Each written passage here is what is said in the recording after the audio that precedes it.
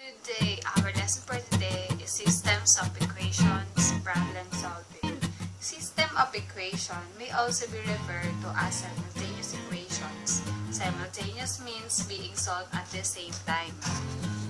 According to George Paul Young, there are 4 steps on problem solving. First, understand the problem. What is asked? What are given?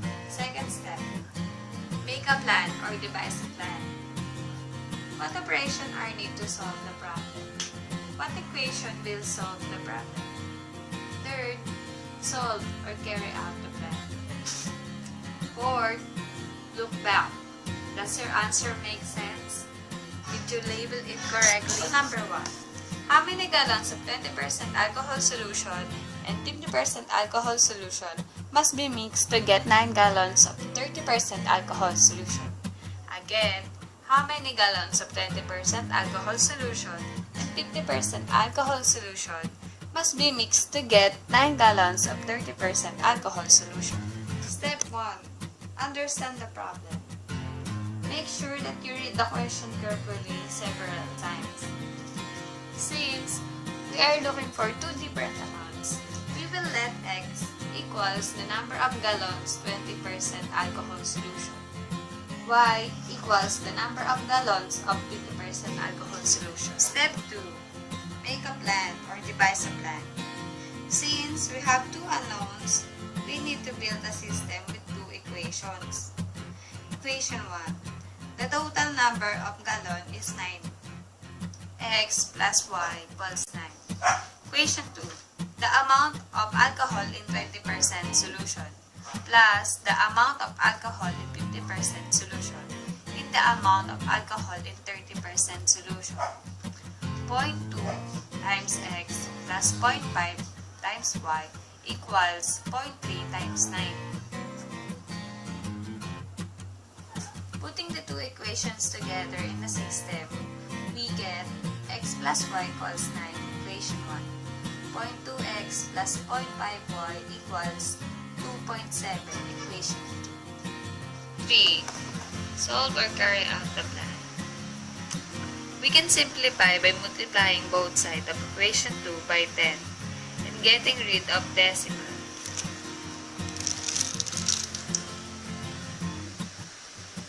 0.2x plus 0.5y equals 2.7 times 10. The result is 2x plus 5y equals 27. Multiply one or both equation by number that will create opposite coefficients for either x or y if needed and add the equations. If we multiply equation y by negative 2, then the x will have opposite coefficient. X plus y equals 9 times negative 2 equals negative 2x minus 2y equals negative 18. Equation 1 to plug in 3 for y. And solving for x, we get 3x plus 3 equals 9. Subtract both sides by 3. X plus 3 minus 3 equals 9 minus 3. X is equals to 6. Adding them together, we get negative 2x minus 2y equals negative 18 plus 2x plus 5y equals 27.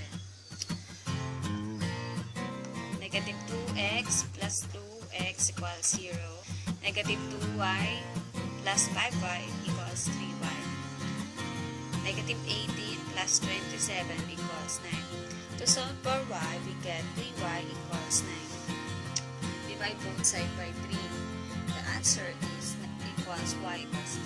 Step 4. Look back. Final answer, 6 gallons of 20% solution and 3 gallons of 50% solution. Sample number 2. An airplane flying with the wind can cover a certain distance in 2 hours. The return trip against the wind takes 2.5 hours. How fast is the plane and what is the speed of the air? If one-way distance is 600 miles. Again, an airplane flying with the wind can cover a certain distance in 2 hours. The return trip against the wind takes 2.5 hours. How fast is the plane and what is the speed of the air if one-way distance is 600 miles? Step 1. Understand the problem. Make sure that you read the question carefully several times. Since we are looking for two different rates, we will let x equals the rate of plane, y equals the rate of the wind. Since this is a distance or rate problem, it might be good to organize our information using the distance formula. When the plane is with the wind, it will be going faster. That rate will be x plus y. When the plane is going against the wind, it will be going slower. That rate will be x minus y. Create a table for us to easily understand the problem. With wind, rate x plus y. Against wind, x minus y. With wind, time 2. Against wind, time 2.5. Step 2. Revise a plan. Since we have two unknowns, we need to build a system with two equations. Equation 1, x plus y times 2 equals 600. Equation 2, x minus y equals 2.5 equals 600. Putting the two equations together in system, we get 2 times x plus y equals 600, equation 1. 2.5 times x minus y equals 600, equation 2. Step 3.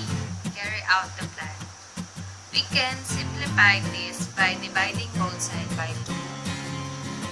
And the answer is x plus y equals 300. And equation 2 by 2.5. The answer is x minus y equals 240. Multiply one or both equations by a number that will create opposite coefficients for either x or y if needed and add the equations.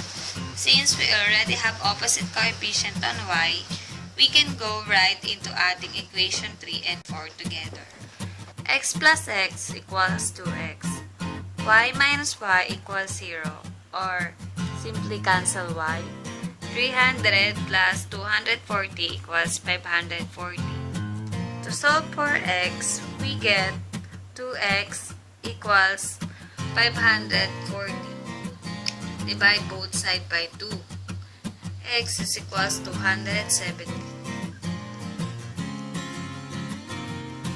Using equation 3, to plug in 270 for x.